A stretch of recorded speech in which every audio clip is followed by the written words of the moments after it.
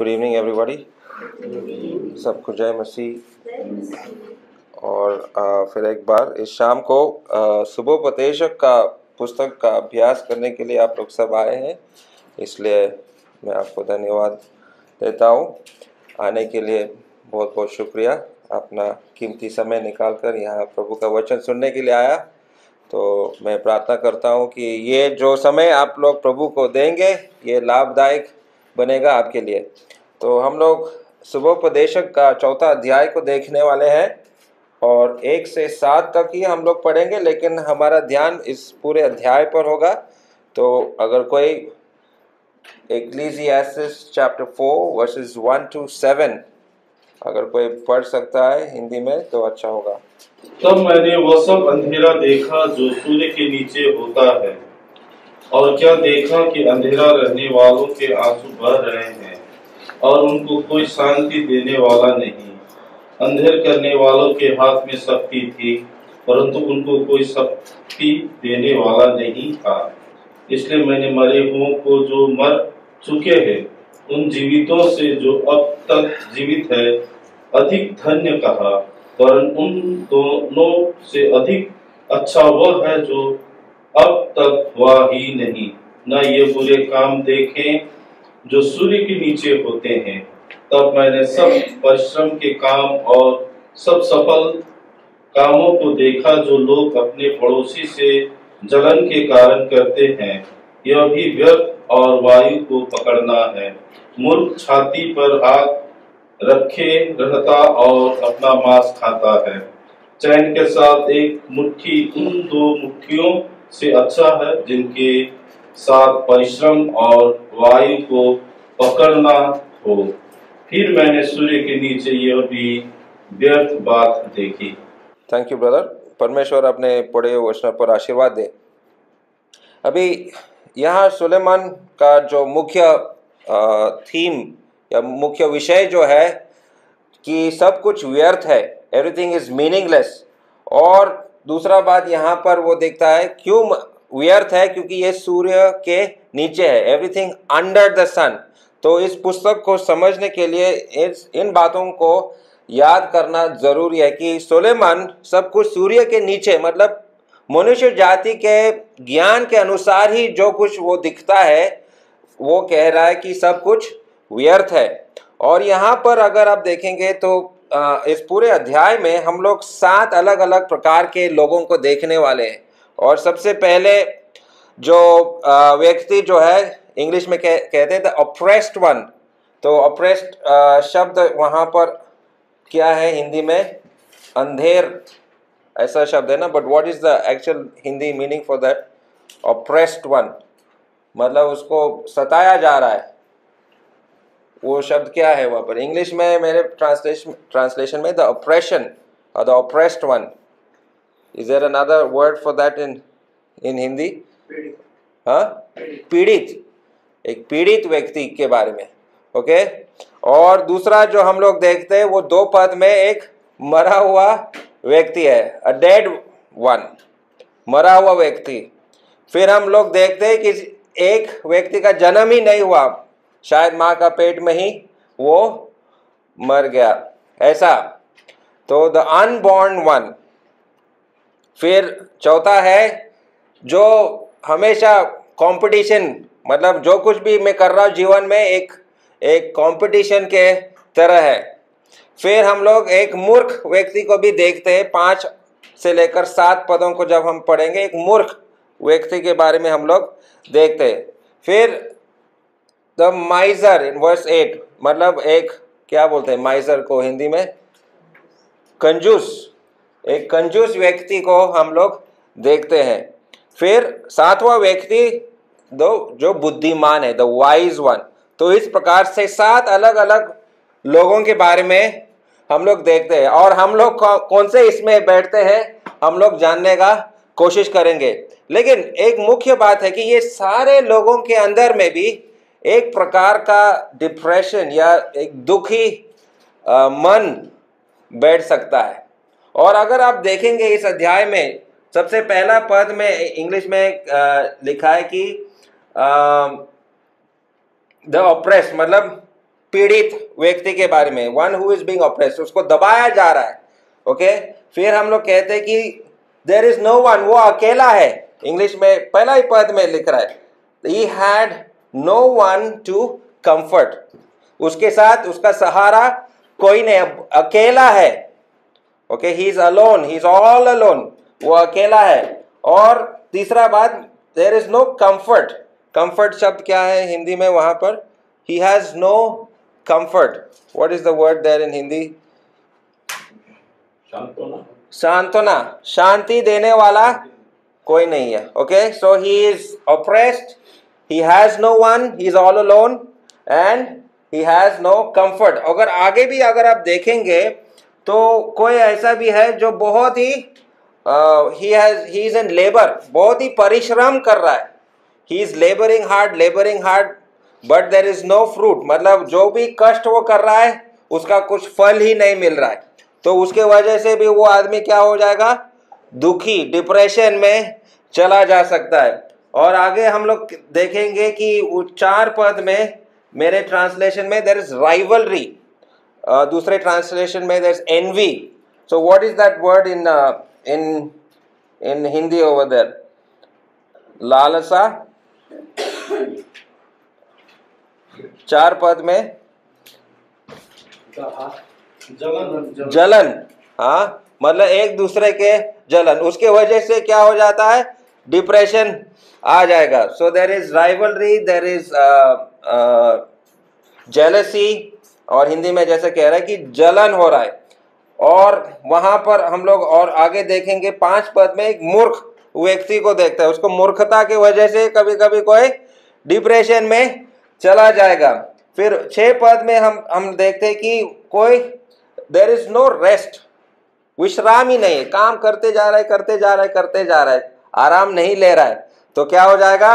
वो भी डिप्रेशन में चला जाएगा। देयर इज नो रेस्ट और there is no satisfaction in verse 8 पद में अगर हम देखेंगे तो वो हर खुशी से अलग ही रह रहा है, मतलब there is no pleasure in his life. जो बेसिक चीजें जो हम लोग खुशी मनाते हैं, जैसे मैंने अपने बच्चों के लिए कुछ नया चीज खरीदा, तो बच्चों को खुशी होना चाहिए, तो वो खुशी भी अगर उस व्यक्ति को नहीं मिल रहा है, there is no pleasure in that, तो वो व्यक्ति भी क्या हो जाएगा? डिप्रेशन में चला जा सकता है। और if you go on in verse 13 पद में ऐसा मेरे बाइबल में लिख रहा है, एक राजा है और वो राजा ज्ञान नहीं लेना चाहता, ही डजंट वांट इंस्ट्रक्शंस। मतलब ऐसे लोग हैं जो अपने आप को बहुत बड़ा समझता है, किसी दूसरे तीसरे व्यक्ति का बात सुनता नहीं है, मतलब कोई बुद्धि, कोई अच्छा बात अगर उनको समझा रहा है वो सुनना नहीं चाहता है, तो उसके वजह से भी कुछ समस्या आ जाएंगे उनके जीवन में और वो भी डिप्रेशन में चला जाएगा। और इन वर्स 14 पद में अगर हम देखेंगे, जरा 14 पद को पढ़िए जोर से हिंदी में। चाहे वह इसके राज्य में धनहीन उत्पन्न हुआ या बंदीगृह से निकलकर राजा हुआ हो। हाँ, तो बंदीगृह, देयर इज अ प्रिजन, वो आदमी क्या हो जाता है? एक बंदीगृह में चला था, ही एंटर्स अ प्रिजन। लेकिन ऐसा लिख रहा है कि वो बंदीगृह से छूट के आ सकता है, there is redemption from that prison. और ये डिप्रेशन भी क्या हो जाता है? एक प्रकार का बंदीगृह बन जाता है, it becomes a prison with in yourself. अपना मन ही एक प्रकार का एक डिप्रेशन आ जाता है, एक बंदीगृह, एक प्रिजन बन जाता है। तो सुलेमान का जीवन को जरा देखो, ऐसे ही लग रहा है कितना बुद्धि ज्ञान पाने के बाद भी वो दुखी हो रहा है, वो एक प्रकार का डिप्रेशन में चला जा रहा है। वो सब कुछ देख रहा है लेकिन वो दुखी हो रहा है। तो हम लोग इन चीजों को थोड़ा सा एनालाइज करेंगे। सबसे पहले हमने बोला कि द अप्रेस्ड वन, मतलब what was the word you use? The apprised one, पीड़ित व्यक्ति के बारे में। ओके, तो पीड़ित व्यक्ति के बारे में पीड़ा क्यों आ जाता है? पीड़ा क्यों आ जाता है? ऑपरेशन कम्स फ्रॉम रूलर्स, मतलब जो राज करने वाले लोग हैं उनके वजह से पीड़ा आ सकता है। शायद आपके काम में आपके जो कलीग्स है या आपका जो बॉस है उसके वजह से आपको किस प्रकार का पीड़ा में आप गिर सकते हैं। और अमीर लोग गरीबों का छल करते हैं तो गरीब कहेंगे कि अमीर की वजह से हम लोग इस पीड़ा में हैं। और जो विदेशी आदमी है, जो बाहर से आया है और जिसका कोई पिता नहीं है या कोई विधवा है, वो लोग भी किसी पीड़ा में गिर सकते हैं। तो ये पद को जरा पढ़िए, जकरया चैप्टर 7 वर्स 10। जकरया 7 और 10 में वहां पर क्या लिखा है? न तो विधवा पर अंधेर करना, न अनाथों पर, न परदेशी पर, न दीन जन पर, और न अपने अपने मन में एक दूसरे की हानि की कल्पना करना। हाँ, एक दूसरे की हानि या एक दूसरे को मत सताना। तो इस प्रकार से अगर हम किसी को सताएंगे या किसी का जीवन में सताव हो रहा है या उसके जीवन में कोई पीड़ा है तो वो बहुत ही दुखी बन जाता है। और कल हम ये जगह दार्जिलिंग के पास में इस जगह में गया था और वहाँ पर भाई कौशल नाम का व्यक्ति को हम मिला और वो कौशल हम लोगों को बताया कि उसके जीवन में उसका पिता से उसको कोई प्यार नहीं मिला और उसके वजह से वो एक डिप्रेशन में चला गया और गलत चीज़ों में वो अपना जीवन को संतुष्ट करने का कोशिश कर रहा है। और खास करके वो बहुत ही पियक्कड़ आदमी बन गया था, इतना पियक्कड़ बन गया था, अपने पत्नी को मारता था और उसका जीवन जो है बहुत ही खराब हो रहा था, अपने बेटे को भी वो मार रहा था। लेकिन ऐसा उसको समझ में आया कि जिस रास्ते पे वो चल रहा है वो गलत था। जब तक उसने प्रभु यीशु मसीह को अपने जीवन में नहीं अपनाया तब तक उसका पीड़ा और उसके पत्नी के ऊपर जो अत्याचार वो कर रहा था वो बहुत ही कठिन दुखी समय था और उसके पत्नी के लिए भी एक प्रकार का डिप्रेशन हुआ था उसके वजह से। लेकिन आशा किसके लिए? और इस पद को हम लोग पढ़ेंगे, भजन संहिता 146 verse 5। Where is our hope? हमारा आशा कहाँ पर है? क्या ही धन्य है वो जिसका सहायक याकूब का परमेश्वर है और जिसका भरोसा अपने परमेश्वर यहोवा पर है।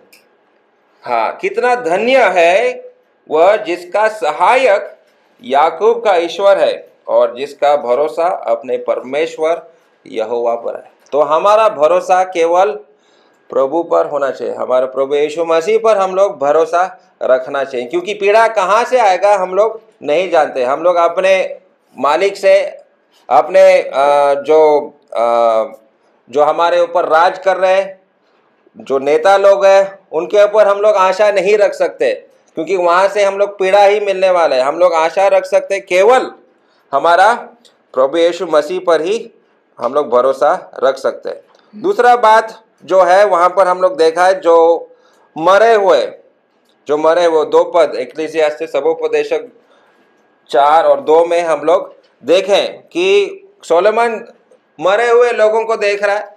वो कह रहा है वो बहुत ही खुश है, जिस जगह में वो चले गए वो बहुत ही अच्छा है। लेकिन हमारे लिए सोचने की बात है, अगर हम प्रभु में मरेंगे तभी हम लोगों को आराम और खुशी है। जो प्रभु में नहीं मरेंगे उनके ऊपर क्या है? दर्द का आ गया, नरक है। इसलिए भजन संहिता 116 और 15 क्या कहता है, जरा देखो। Psalm 116 verse 15, what does it say? यहोवा के भक्तों की मृत्यु उसकी दृष्टि में अनमोल है। या precious in the sight of the Lord is the death of his saints। जो भक्त लोग हैं जो प्रभु में मरते हैं वो धन्य है। और उनका मरने के समय में स्वर्गदूत आते हैं और उनको प्रभु के पास लेके जाते हैं। वो हम लोग लूक 16 और 22 में हम लोग पढ़ सकते हैं, जब प्रभु यीशु मसीह लाजर के बारे में और वो धनी व्यक्ति के बारे में बात करता है। तो लाजर जब मर गया तो परमेश्वर के दूत आए और उस लासार को प्रभु के पास लेके गए। जो प्रभु में मरते हैं उनके लिए ये आराम है, उनके लिए ये आशा है, उनके लिए ये भरोसा है कि परमेश्वर हमारे साथ रहेगा। और वो आराम प्रकाशित वाक्य 14 और 13 में हम लोग पढ़ते हैं। प्रकाशित वाक्य 14 और 13 में वो आराम जो प्रभु में मरे हुए लोगों के लिए ही है। और मैंने स्वर्ग से यह सब सुना, लिख, जो मृत्यु प्रभु में मरते हैं वे अब से धन्य है। आत्मा कहता है हाँ, क्योंकि वे अपने परिश्रमों से विश्राम पाएंगे और उनके कार्य उनके साथ हो लेते हैं। हाँ, जो भी परिश्रम उसने इस जीवन में उन्होंने किया, प्रभु ही उनको आराम दे सकते हैं। इस दुनिया में, इस पृथ्वी में हम लोगों को आराम नहीं है, केवल प्रभु ही हमको आराम दे सकते हैं। और ये मैं पढ़ रहा था, एक Nobel prize winner, Nobel prize जो है सबसे ऊपर का जो क्या बोलते हैं, जो पदवी या पुरस्कार जो किसी ज्ञानी व्यक्ति को मिल सकता है, तो उसमें से एक व्यक्ति का नाम था क्रिश्चियन दे दुवी। और उसने मेडिसिन में, दवाइयों में उसने नोबेल प्राइज उसने जीता, लेकिन उसने भी आत्महत्या किया। देखो, इतना बड़ा पुरस्कार पाने के बाद भी उसके पास कोई आशा नहीं था। और कहता है, इंग्लिश में ऐसा कह रहा है कि it would be an exaggeration to say I am not afraid of death, but I am not afraid of what comes after, because I am not a believer. When I disappear, I will disappear. There is nothing left. तो उसका भरोसा झूठ पे है, उसको कोई विश्वास है ही नहीं है। लेकिन हमारा विश्वास प्रभु यीशु मसीह पर है, क्योंकि उसका कोई भरोसा नहीं, कोई विश्वास नहीं है। उसने अंत में अपना जीवन, खुद का जीवन उसने ले लिया, क्योंकि उसके जीवन में बहुत ही पीड़ा था। उसको कैंसर हुआ था। वो बोल रहा है ये बीमारी में और आगे नहीं सह सकता, इसलिए उसने अपना जीवन को खुद ले लिया। तो बिना आशा का जीवन जीने वाला आदमी। और तीसरा व्यक्ति जो हम लोग देखते हैं यहाँ पर 3 पद में, जिसका जन्म ही नहीं हुआ। और अगर आपको याद है, आयुब भी इसी प्रकार का सोच में था। आयुब ने अपने बारे में क्या कहता है, आयुब 3 और 16 में जरा पढ़ो। जोब चैप्टर 3 वर्स 16। या मैं असमय गिरे हुए गर्भ के समान हुआ होता, या ऐसे बच्चों के समान होता जिन्होंने उजियाले को कभी देखा ही ना हो। हाँ, आयुब के जीवन में जब पीड़ा आ गया, जब संकट आ गया, तो वो ऐसा कह रहा है कि अगर मेरा जन्म ही ना होता तो अच्छा रहता। तो आयुब का जीवन में भी इस प्रकार का सोच आया, एक प्रकार का डिप्रेशन में वो चला गया। मैं पैदा ही क्यों हुआ, अगर मेरा जन्म ही नहीं होता तो अच्छा होता है। और प्रभु यीशु मसीह भी यहूदा इस्कारियत के बारे में भी ऐसा कहता है। वो मत्ती 26 और 24 में हम लोग पढ़ सकते हैं कि प्रभु यीशु मसीह यहूदा इस्कारियत के बारे में कहता है कि बेहतर यह होता है कि उसका जन्म ही ना होता। तो प्रश्न क्या है, देखो, इस दुनिया में, जैसे पिछले बार हमने देखा, इस दुनिया में इनजस्टिस मतलब अत्याचार होने वाला है। शायद आपके जीवन में भी अत्याचार होने वाला है, लेकिन ये अत्याचार या जो हिंसा या जो ये जो क्या बोलते हैं, इनजस्टिस जो है, आपके हाथों से नहीं होना चाहिए। We should not be the cause of injustice in this world. और वही बात प्रभु यीशु मसीह मत्ती 18:6 और 7 में हम लोगों को सिखाने का कोशिश कर रहा है। जरा पढ़ो, मत्ती 18:6 और 7। Matthew chapter 18 versus 6 to 7। और जो कोई इन छोटों में से जो मुझ पर विश्वास करते हैं वो कठोर खिलाए, और उनके लिए भला होता कि बड़ी चक्की का पाट उसके गले में लटकाया जाता और वह गहरे समुद्र में डुबाया जाता। ठोकरों के कारण संसार पर हाय, ठोकरों का लगना अवश्य है, पर हाय उस मनुष्य पर जिसके द्वारा ठोकर लगती है। हाँ, हाय उस मनुष्य पर जिसके द्वारा ठोकर लगती है। तो हम उस मनुष्य नहीं होना चाहिए। मैं किसी के ऊपर इस प्रकार का न्याय इंसाफी नहीं करना चाहिए। ये मेरे हाथों से नहीं होना चाहिए। जो प्रभु का आदमी है, प्रभु का जन, इस प्रकार का काम बिल्कुल नहीं करना चाहिए। तो ये इस प्रकार का सोच जो है, सुलेमान कह रहा है कि ऐसा व्यक्ति का जन्म ही नहीं होना चाहिए। फिर द कॉम्पिटिटिव वन, मतलब जो सिर्फ कंपटीशन अपने जीवन में कह रहा है, तो वो किस प्रकार का व्यक्ति है। तो वो कॉम्पिटिटिव वन में हम लोग देखते हैं सबोपदेशक 4 और 4 पद। तो वो क्या है, तब मैंने सब परिश्रम के काम और सब सफल कामों को देखा जो लोग अपने पड़ोसी से जलन के कारण करते हैं। जलन के कारण, तो क्यों लोग काम कर रहे हैं, क्यों व्यवसाय में भी कंपटीशन करते हैं। एक दुकान दूसरे दुकान, उसका पड़ोसी दुकान ही है, लेकिन वो उससे ज़्यादा पैसे कमाने का कोशिश करता है। तो वो क्यों कर रहा है, उसके ऊपर जलन जलता है। There is envy between the two shopkeepers. तो वो एनवी, वो जो जलन जो है हमारे अंदर नहीं आना चाहिए। और वो हबेल के और कैन के जीवन में देखते हैं। कैन के दिल में जलना शुरू हुआ उसके छोटे भाई हबेल के ऊपर। Abel was killed because of envy. और दावीद और शाऊल के जीवन में भी देखते हैं। जब शाऊल राजा ने देखा कि दावीद जो है वो उससे ज़्यादा मशहूर हो रहा है, वहाँ यरूशलेम की महिला लोग उसके बारे में गाना गा रहे हैं। दावीद ने 10,000 को मारा, शाऊल ने 1,000 को मारा।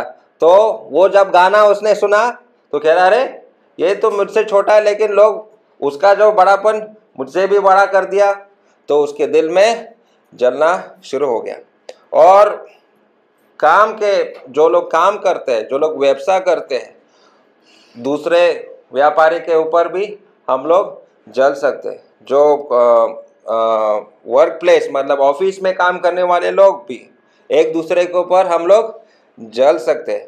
तो वो हमारे अंदर नहीं पाया जाना चाहिए। अभी इंग्लिश बाइबल में वहाँ पर एनवी शब्द लिखा है मेरे बाइबल में, लेकिन there are 2 words that we want to clarify. मतलब इंग्लिश में हम लोग देखेंगे जेलेसी एंड एनवी। जेलेसी जो है हमारा प्रभु जो है हमारे ऊपर जलता है। He is jealous for us. तो उस प्रकार का जो जलना जो है वो अच्छा है, दैट इज गुड। मतलब एक प्रकार का जेलेसी हम अच्छा है, जैसे परमेश्वर हमारे लिए, हमारे उनके बच्चों के लिए वो जलता है। सो वो जेम्स चैप्टर 4 वर्स 5 में हम लोग देखते हैं कि परमेश्वर अपने लोगों के लिए वो जलता है। So there is a form of jealousy that is good. Okay, I have to be jealous about my wife और समथिंग लाइक दैट। इस प्रकार का जो ये है कि कुछ रिश्ते जो होते हैं वो एक दूसरे के साथ ही होना चाहिए, किसी तीसरे चौथे व्यक्ति के साथ नहीं हो। ऐसे रिश्तों के लिए हम लोग जलना चाहिए। तो उसी प्रकार का रिश्ता प्रभु और हमारे बीच में रखता है। लेकिन अगर मेरे अंदर ये एनवी है, ओके, एनवी जो है, in there is a verse Acts chapter 7 verse 9, वहां पर ये शब्द दिया है। So there is a different word for जलन। जेलसी इज जलन, एनवी इज डा। I mean I don't know, I am not Hindi scholar, मुझे पक्का मुझे मालूम नहीं, लेकिन थोड़ा सा फर्क है। क्योंकि जेलसी शायद यहाँ पर अच्छा भी है, लेकिन एनवी जो है वो खराब है, वो पाप है। और अगर मेरे अंदर ऐसा एनवी, ऐसा जलन हो रहा है जो अच्छा नहीं है, तो उसको मैं प्रभु यीशु मसीह से माफ़ी मांगना चाहिए। तो ये हो गया चौथा प्रकार का व्यक्ति। अभी हम लोग मूर्ख के बारे में देखने वाले। Will look at the fool, the foolish one, 5 से लेकर 7 तक। तो वहाँ पर जब हम पढ़ते हैं थोड़ा सा समझना मुश्किल है कि मूर्ख के बारे में क्या हो रहा है। तो मूर्ख क्या करता है? The fool is lazy, the fool is lazy, वो आलस, right? What is the Hindi word for lazy? आलस है, आलसी है, काम नहीं करना चाहता है। और वो आलसी व्यक्ति, हम लोग नीति वचन प्रोवर्ब्स चैप्टर 6 9 to 11, वो कैसा करता है? वो ऐसा अपने हाथों को ऐसा करके वो बैठा रहता है। आई am not talking about you, don't worry, I am talking about the lazy person, जो आलस व्यक्ति, आलसी व्यक्ति है, उसके बारे में मैं बात कर रहा हूँ। It says that he folds his hand and he stand, सारा दिन ऐसा ही वो बैठा रहता है, कुछ नहीं कर रहा है। हम लोग आलसी नहीं बनना चाहिए। Okay, he is the fool is lazy, he doesn't want to work with both his hands, मतलब दोनों हाथों का उपयोग वो करना नहीं चाहता, एक ही हाथ इस्तेमाल करेगा। तो ऐसा नहीं होना चाहिए, क्योंकि वहां हम लोग कह रहे देख रहे हैं, ऐसा कहता है कि वो एक हाथ को खा लेता है, मतलब अब एक हाथ नहीं है हाथ, लेकिन वो इस्तेमाल नहीं करना चाहते, एक हाथ से करेंगे काम। तो वो सुलेमान कह रहा है कि वो व्यक्ति क्या है? मूर्ख है, काम नहीं करना चाहता है। लेकिन वहां पर हम लोगों को ये भी पता चलता है कि कुछ ज्यादा ही काम भी नहीं करना चाहिए, ओवरलोड नहीं होना चाहिए। काम जो है जितना हम लोग कर सकता है, मेरा शरीर सह सकता है, उतना ही करेंगे। ज्यादा करने से फिर और भी दूसरा बीमारी आ जाएगा। लेकिन जो आराम जो हम लोग मिलता है, the rest who gives us, कौन हमको आराम दे सकता है? केवल हमारा प्रभु यीशु मसीह। और इब्रानी 4 और 6 में वो विश्राम के बारे में लिखा है, only the Lord can give us that rest. इब्रानी 4 और 6। तो जब यह बात बाकी है कि कितने और है जो उस विश्राम में प्रवेश करें, और इस्राएलियों को जिन्हें उसका सुसमाचार पहले सुनाया गया, उन्होंने आज्ञा न मानने के कारण उसमें प्रवेश न किया। हाँ, आज्ञा न मानने के कारण उस आराम में प्रवेश नहीं कर पाया। और इस पृथ्वी पे भी जब हम रहते हैं, एक प्रकार का आराम हम लोग पा सकते हैं, और वो आराम केवल प्रभु ही हमको दे सकते हैं। और वो आराम जो है हमारे हृदय में, हमारे दिलों में परमेश्वर वो आराम देता है। ठीक है, छठा व्यक्ति, the sixth person is the माइजर, the कंजूस व्यक्ति के बारे में हम लोग देखते हैं। और वो 8 पद में हम लोग पढ़ते हैं। 8 पद को जरा पढ़िए, सबोपदेशक 4 और 8। कोई अकेला रहता है और उसका कोई नहीं है, ना उसके बेटा है ना भाई है, तो भी उसके परिश्रम का अंत नहीं होता। ना उसकी आंखें धन से संतुष्ट होती है, और ना वो कहता है मैं किसके लिए परिश्रम करता और अपने जीवन को सुरक्षित रखता हूँ। हाँ, ये भी व्यर्थ और निरा दुख भरा काम है। राइट। तो ये कंजूस जो है वो अपना बेटा को नहीं देखता है, अपना भाई को नहीं देखता है, मतलब अपना परिवार को भी त्याग करके वो बस काम ही कर। तो वो किसको देख रहा है? तो वो उसका जो परमेश्वर है, उसका जो भगवान कौन हो गया? वो पैसा हो गया। भाई ने अच्छा संदेश दिया था वो पैसा के बारे में। हमारा लक्ष्य सिर्फ पैसे के ऊपर नहीं होना चाहिए। तो वही प्रभु यीशु मसीह हम लोगों को सिखा रहा है कि हम लोग धन को भी we cannot serve God and mammon, मतलब परमेश्वर को और धन को भी हम लोग दोनों को के पीछे नहीं जा सकते। और लूक 16 और 9 जरा पढ़ो। Luke chapter 16 verse 9।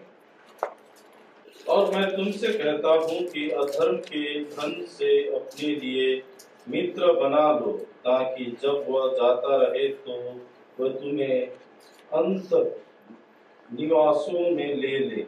हाँ, तो प्रभु यीशु मसीह कह रहा है कि अकेला क्यों कर रहे हो तुम काम? अगर तुम विश्वासी भी हो, तुम एक मित्र तो बनाओ, वो मित्र भी शायद तुम्हारा साथ देगा। तो अकेला रहना, अकेलेपन जो है ये बहुत ही खराब है किसी भी प्रकार के व्यक्ति के लिए, विश्वासी हो या भी अविश्वासी। तो यहाँ पर ये जो व्यक्ति हमने अभी पढ़ा वो एक कंजूस व्यक्ति है, सिर्फ पैसे के पीछे ही चला जा रहा है। ओके, अभी हम लोग 7वां व्यक्ति को देखते हैं। देखो, इतने जो भी लोग थे पूरे नेगेटिव लोग थे, मतलब कुछ अच्छा फल उनमें से मिलने वाला नहीं है, अच्छा बात होने वाला नहीं है। लेकिन जो बुद्धिमान व्यक्ति है, द वाइज वन, वो क्या करता है, वो 9 से लेकर 12 तक अगर हम देखेंगे तो वो बुद्धिमान व्यक्ति क्या करता है, हम लोग पढ़ेंगे क्या, 4, 9 से 12 तक। 1 से 2 अच्छे हैं, क्योंकि उनके परिश्रम का अच्छा फल मिलता है। क्योंकि यदि उनमें से एक गिरे तो दूसरा उसको उठाएगा, परंतु हाय उस पर जो अकेला होकर गिरे और उसका कोई उठाने वाला ना हो। फिर यदि 2 जन एक संग सोए तो वे गर्म रहेंगे, परंतु कोई अकेला कैसे गर्म हो सकता है। यदि कोई अकेला और प्रबल हो तो हो, परंतु 2 उसका सामना कर सकेंगे। हाँ। जो डोरी 3 ताकि से बटी हो, वो जल्दी नहीं टूटती। अभी जो शब्द बार बार वहां पर आ रहा है, अकेला अकेला अकेला, अकेला रहना एक प्रकार का इंग्लिश में क्या कहता है कि the idle mind is the devil's workshop. अकेला रहेगा तो शैतान अपने दिमाग को खराब कर देगा। अकेले मत रहो, तो उससे अच्छा क्या करना है, एक साथी को ढूंढो। और ये 2 आर बेटर देन 1 बहुत सारे शादी के कार्ड्स में हम लोग देखते हैं। जब शादी का समय आ जाता है तो ये पद वो लोग देखते हैं, अब मैं अकेला हूँ, एक साथी मुझे मिल गया, मैं शादी कर रहा हूँ, बिल्कुल अच्छा है, यही वर्ष वो लोग डालते हैं। लेकिन वो 2 दोस्त के बीच में एक तीसरा का जरूरी है। There is a third person who is needed. उस साथीपन को कायम रखने के लिए तीसरा व्यक्ति जो है हमारा परमेश्वर है। और इसलिए वो 12 पद में वहां पर लिखा है, अ cord of 3 strands is not quickly torn apart। वो कैसा लिखा है हिंदी में, जो डोरी 3 तागे से बटी हो, हाँ, वो जल्दी नहीं टूटती। तो वो तीसरा डोरी जो है वो हमारा प्रभु यीशु मसीह है। प्रभु यीशु मसीह को उस रिश्ता के बीच में कायम रखना है। अगर प्रभु यीशु मसीह मेरे शादी में है ही नहीं तो मेरा पत्नी का रिश्ता हमेशा खराब होने वाला है। और वो भाई कौशल जो हम दार्जिलिंग गए थे कल, वो वही बोला, डेली उसके पत्नी के साथ झगड़ा, वो पी कर आता था, पत्नी को मारता था, बहुत ही अशांति था उसके जीवन में। जब उसका उद्धार हुआ, जब उसने प्रभु यीशु मसीह को पहचाना, जो डिप्रेशन भी जो उसके जीवन में था, उसका पत्नी के जीवन में था, वो सब चला गया। प्रभु यीशु मसीह आया उनके बीच में, दोनों पति पत्नी का रिश्ता एकदम अच्छा हुआ। और आज वो वहाँ पर एक होटल भी खोला है, मोमो का दुकान वगैरह वो लगा है वहाँ पर, और वहाँ बेचते हैं, तो अच्छा व्यवसाय भी उनको हो रहा है। तो जिस प्रकार हम लोग प्रभु यीशु मसीह को हम अपने जीवन में लाते हैं, तो तभी संतुष्टि, तभी हम लोगों को आराम मिलेगा।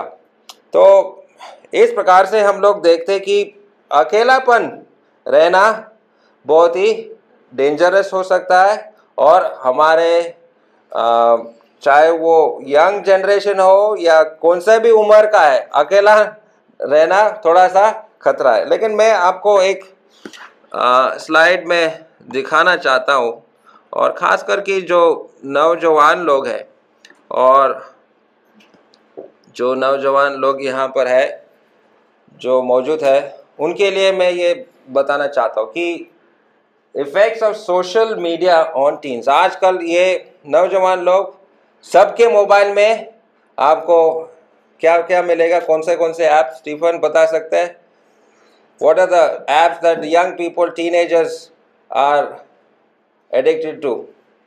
Tammy, Joanna, no, Joanna is not a teenager. Stephen, और teenager कौन है यहाँ पर?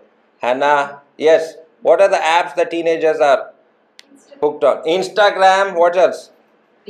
Facebook, Twitter, Pinterest. I don't even know what is that. मुझे भी मालूम नहीं है क्या क्या है। ऐसे ऐसे चीज़ है, हाँ, Snapchat, ओके, बहुत सारी चीज़ है। तो वो क्या हो रहा है, वो व्यक्ति जब वो मोबाइल के साथ बैठता है, कोई इसके साथ है क्या? नहीं है, अकेला है, अकेला। और वही हम लोग पढ़ रहा है, जो अकेला रहता है वो क्या हो जाता है? एक प्रकार का डिप्रेशन में चला जाता है। सो क्या हो जाता है इन एप्स के वजह से? उस व्यक्ति के ऊपर क्या असर हो रहा है?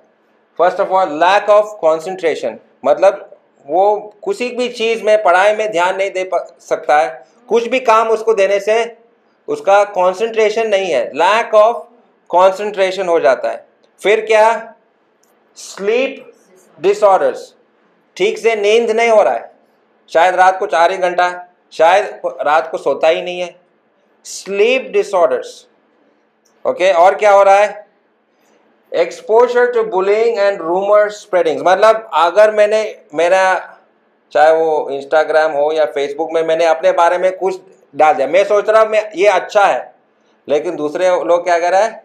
मेरा मजाक कर रहा है, तो वो एक हंसी का कारण बन जाएगा।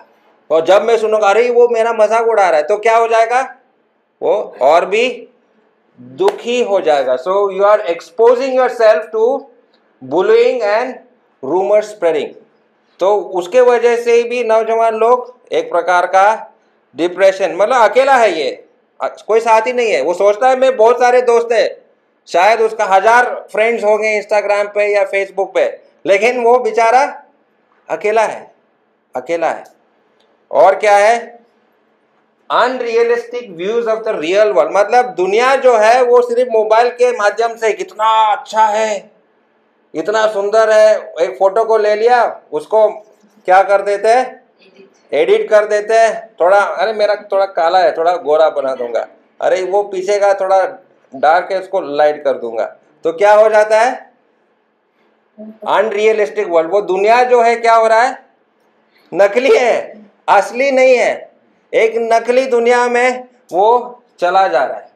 और सोशल कंपैरिजन, फिर वो कह रहे हैं अरे आज भाई ने 5 स्टार होटल में खाना खाया, इतना इतना अच्छा चीज उसने खाया, मैं तो इडली सांभर खा रहा हूँ, या क्या कर रहा है, यहाँ का क्या है, रोटी सब्जी ही मेरे पास है, वो भाई देखो वो क्या क्या खा रहा है, मेरा खाना कुछ नहीं है। तो उसके वजह से और भी दुखी हो जाता है। फिर क्या? एंजाइटी। व्हाट इज एंजाइटी इन हिंदी?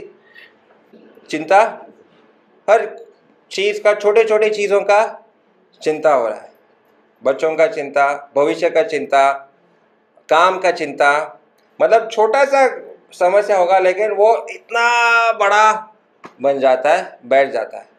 और ये क्या हो रहा है? मैं अकेला हूँ, सब मेरा दुनिया यहीं पर है, मेरा दुनिया यहीं पर है। तो और लास्ट में नतीजा क्या हो जाता है? डिप्रेशन। और डिप्रेशन क्या, उसका और एक कदम आगे अगर हम देखेंगे, कहाँ चला जाता है डिप्रेस्ड व्यक्ति? यस, आप जानते हैं। तो इस प्रकार का आज के दुनिया, आज के नौजवानों के दिलों में। और यहाँ पर हमने 7 अलग अलग लोगों के बारे में देखा। तो बुद्धिमान व्यक्ति ने क्या किया? What did the wise man do? बुद्धिमान व्यक्ति ने क्या किया? Can't find your friend in Christ, in the Lord Jesus Christ, then you are going to be even more depressed. ठीक है, तो I wanted to show one more